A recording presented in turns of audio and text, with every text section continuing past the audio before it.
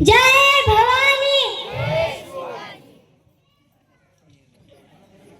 सन्माननीय अध्यक्ष महोदय, व्यासपीठावर उपस्थित मान्यवर आणि माझ्या प्रिय शिवभक्त बांधव भगिनींनो, आजचा हा पवित्र दिवस हा केवळ एका राजाचा जन्मदिन नाही, हा स्वाभिमानाचा, स्वराज्याचा, सत्वाचा उत्सव आहे।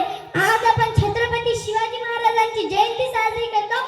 अरे पण खरा प्रश्न असा आहे की आपण महाराजांचे विचार जगतो का? महाराजांचा जन्म अंधारात पेटलेली ज्वाला 19 फेब्रुवारी 1630 रोजी देश गुलामगिरीत होता, जनता भयभीत होती, अन्याय अत्याचार रोजचा झाला होता। अशा काळोख्या रात्री शिवनेरी किल्ल्यावर एका सूर्याचा जन्म झाला, तो म्हणजे छत्रपती शिवाजी महाराज।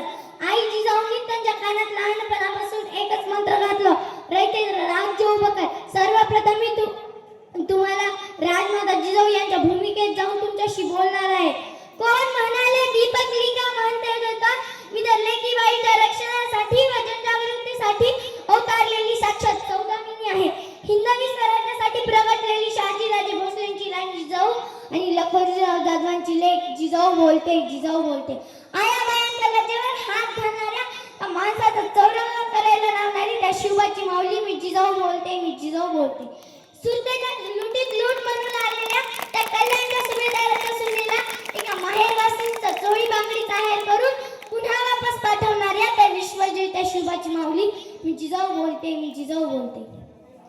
शुभा शुभा तुम्ही कुठे आहात? आज आमच्या रक्ताचा थेंब थेंब पेटून उठलाय। दर्शना पवार एमपीएससी झालेली मुलगी तिला रायगडाच्या पायथ्याशी मारले हो। भर दिवसा एका मुलीवर कोयत्याने वाळवतात। शुभा 4-5 हजार मुली बेपत्ता आहेत, त्यांच्या संरक्षणासाठी आज आम्हाला तुमची साथ आवश्यक आहे। शुभा शुभा ही पहा, आमच्या कमरेची तलवार कोणाला नाही होऊ द्यायची। आपल्याच लोकांनी पण त्या समाजातील पिसाट मंदात व्यसनी नराधम, या नराधमाच्या नरडीचा घोट घ्यायला आज माझेच हात शिवशुतात। अरे पण माझ्या संस्काराचे काय?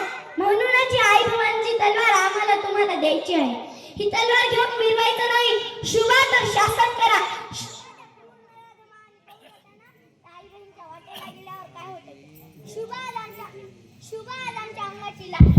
शुभा आज आमच्या अंगाची लाई लाई होतीये, शर्मेने अंतर थरथरते।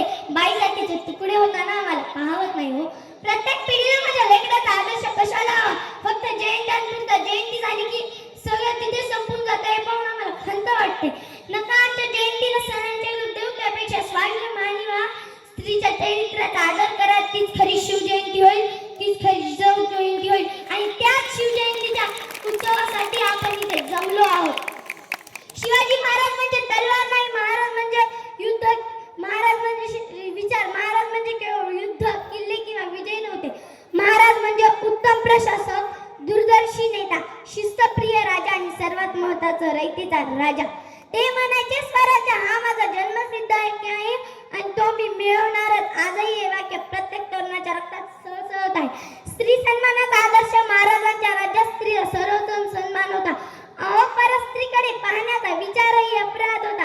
आज जेव्हा आपण स्त्री सुरक्षेबद्दल बोलतो ना हो, तेव्हा महाराजांचा आदर्श आपल्याला मार्ग दाखवतो।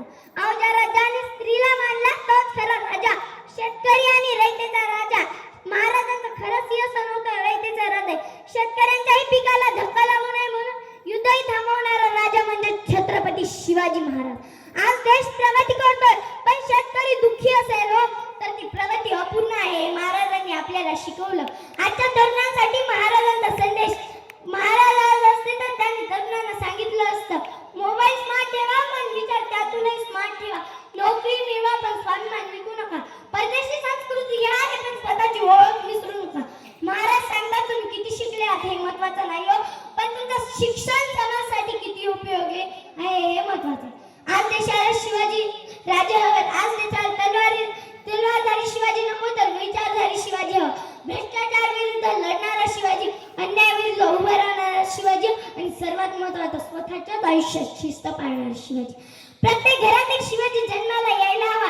शिवाजी महाराजांनी आपल्याला शिकवलं, संकटात हार मानू नका, अन्यायासमोर वाकू नका आणि स्वराज्यासाठी स्वतःला घडवा। शिवाजी महाराज शिवजयंती साजरी करणं सोपं आहे, पण शिवाजी महाराज जगणं अवघड आहे।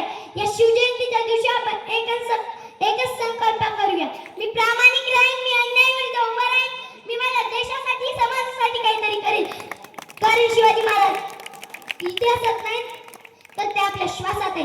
जय जिजाऊ, जय जिजाऊ, धर्मवीर संभाजी महाराज की, धर्मवीर संभाजी महाराज की.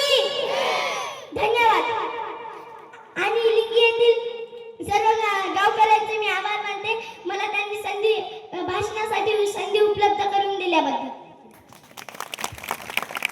खरं तर खूप छान या चिमुकलीने या ठिकाणी आपलं मनोगत व्यक्त केलंय.